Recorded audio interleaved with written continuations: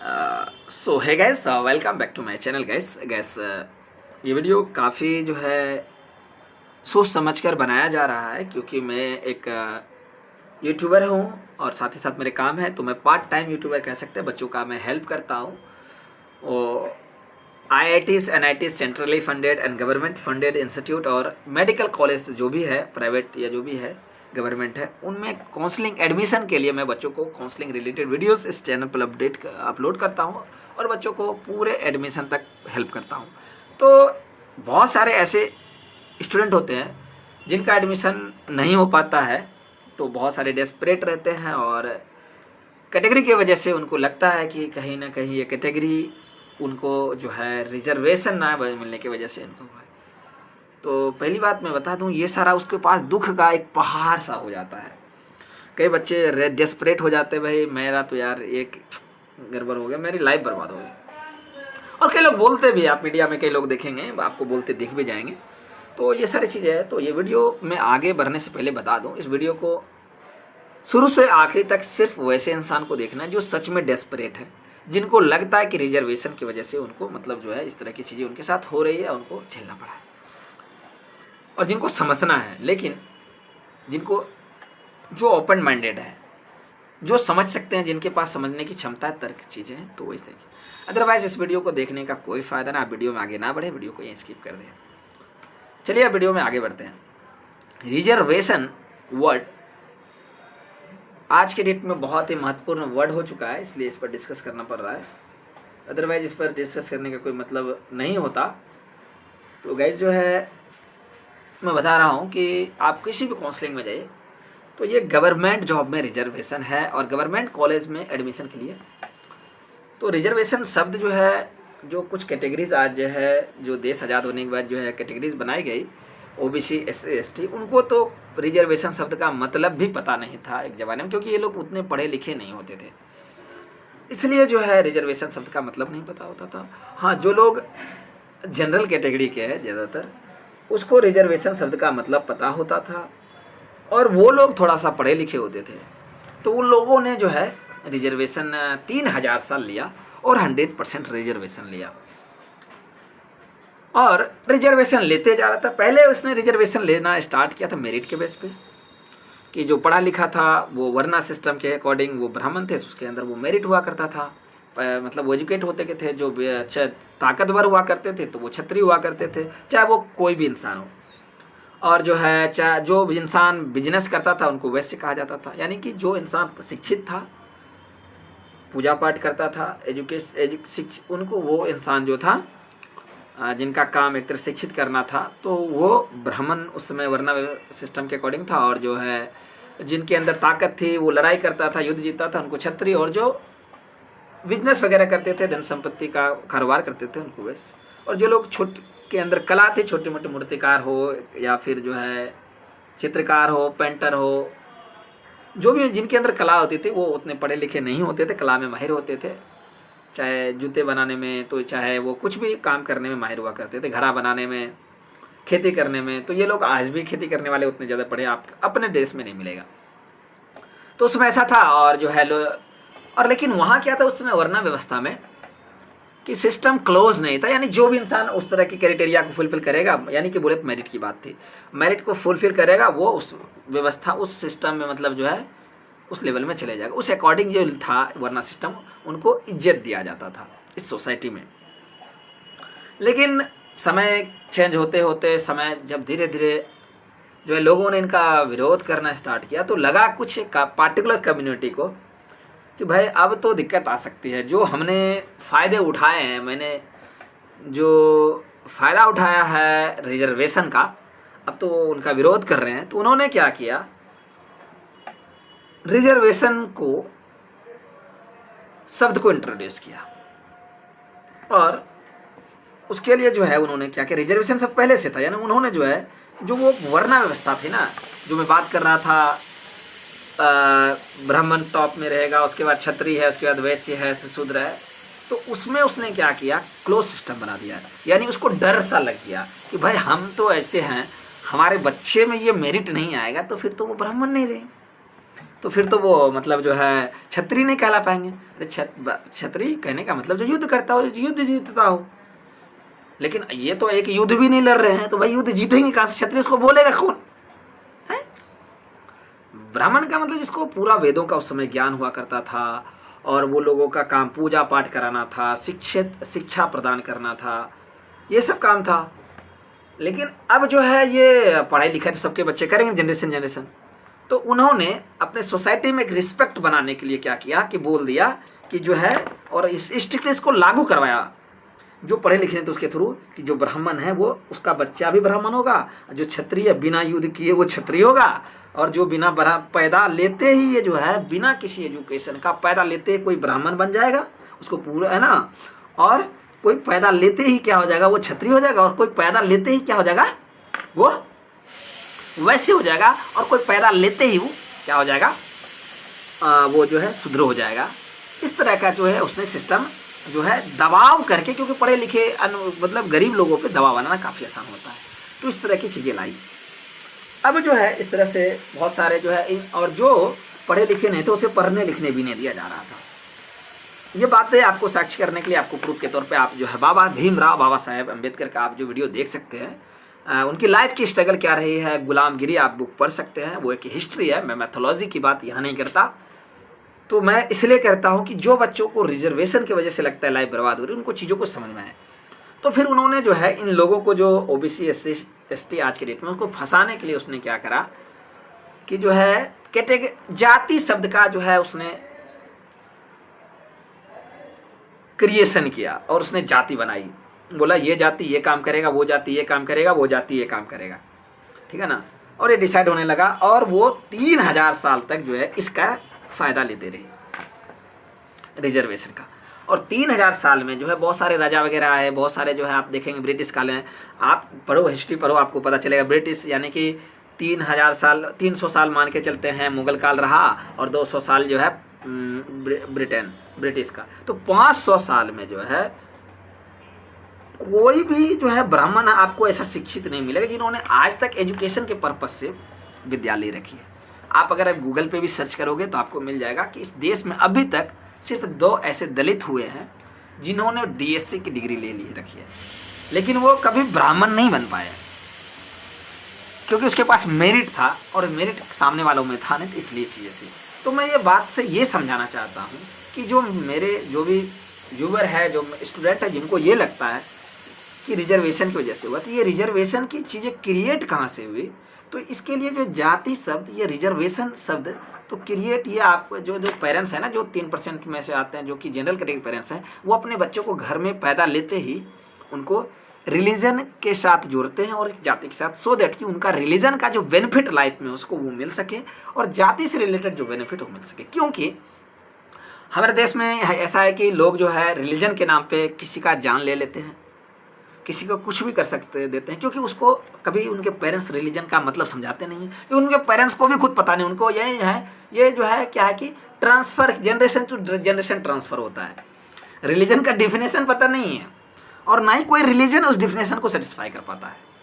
और जाति शब्द जो ये एक मानसिक जो है क्या इमेजिनेशन माइंड था, उनके अकॉर्डिंग चलते उसको बताते हैं, उनका मतलब नहीं बताते कि वो इसका क्या बेस है। यानी कि इस देश में जब आप साइंटिफिक की बात करेंगे ना, कुछ कुछ बेस होता है, उस बेस पर किसी को कैटेगराइज किया जाता है। तो यहाँ पर कोई बेस था, लेकिन उसको क्या कर दिया, मेरिट के डर से, क्योंकि मेरिट अब उनको देखिए, जो वर्ना सिस्टम में था उनको टॉप में रखता, उनको एक इज्जत रिस्पेक्ट मिलती थी। अब उस रिस्पेक्ट को बनाने के लिए उसने ऐसा किया। अब क्या है कि समय काफ़ी बदल चुका है। कुछ लोग उस समय पढ़ लिखे के जो है इसका विरोध करके रिजर्वेशन जैसे सिस्टम, उस लोगों के लिए भी कुछ परसेंट रखा जिनको कुछ भी नहीं मिल रहा था। 100% 3000 साल से रिजर्वेशन लिया जा रहा था अनपढ़ों पर। अब जो है अभी भी आप देखेंगे अपने देश में सेंट्रली तौर पर 50% अराउंड रिजर्वेशन है, यानी कि 50% रिजर्वेशन है। 50% रिजर्वेशन में से OBC SC ST को दिया गया, बाकी जो 50% है उसमें जो है अनरिजर्व कैटेगरी में रखा गया है। और जनसंख्या की बात करें तो आप डेटा गूगल पे सर्च करके देख लेना, मैं इसलिए समझा रहा हूँ ताकि आपको दुख तकलीफ को मैं समझ रहा हूँ। जनसंख्या की बात करेंगे, उनकी जनसंख्या बहुत कम है जनरल कैटेगरी के देश में, ठीक है।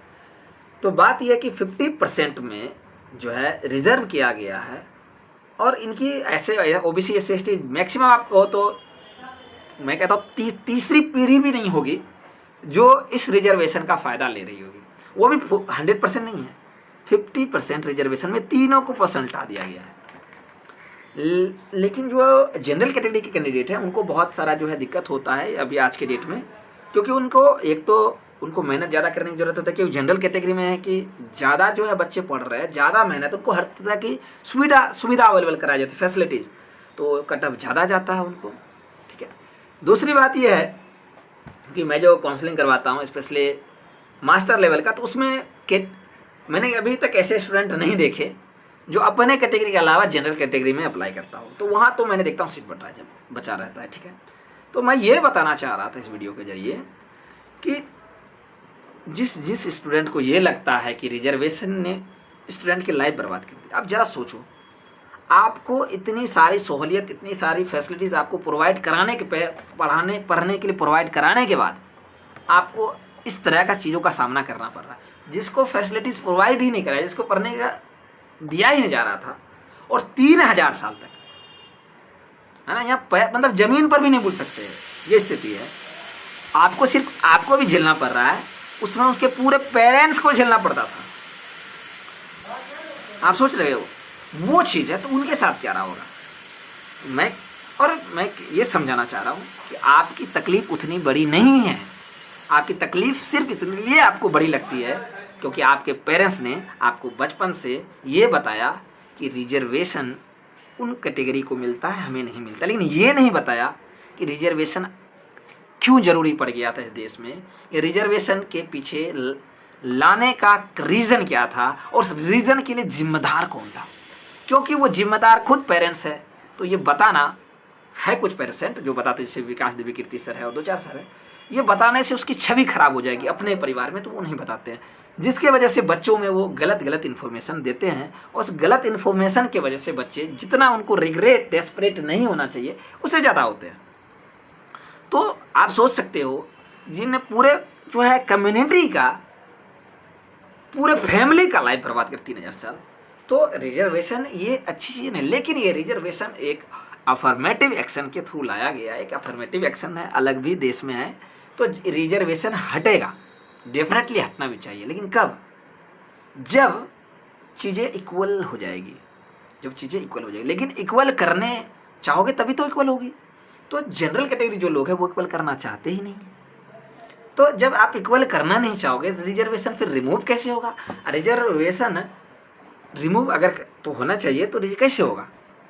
क्योंकि आप अभी जो है EWS रिजर्वेशन 2014 के बाद से जब भी आया, मोदी की सरकार आई, तो EWS जो है एक हॉरिजेंटल रिजर्वेशन है, और हॉरिजेंटल रिजर्वेशन इंडिया के सारे इंसान को मिलना चाहिए जो भी EWS के अंडर आता है, इकोनॉमिक वीक। लेकिन ऐसा तो नहीं हुआ। ये एक पार्टिकुलर एक रिजर्वेशन की कैटेगरी, पहले जो रिजर्वेशन दी गई थी OBC, SC, ST को, वो on the basis of discrimination था। अपने देश में और कोई दूसरा रिजर्वेशन नहीं था। लेकिन एक नया और रिजर्वेशन को इंट्रोड्यूस किया गया on the basis of economic. लेकिन हमें इकोनॉमिकली बेस्ड जो रिजर्वेशन सिस्टम अपने देश में लाया गया, वो सिर्फ जनरल कैटेगरी के लिए, और किसी भी जनरल कैटेगरी के लोगों ने इसका पुरजोर आंदोलन कर विरोध नहीं किया।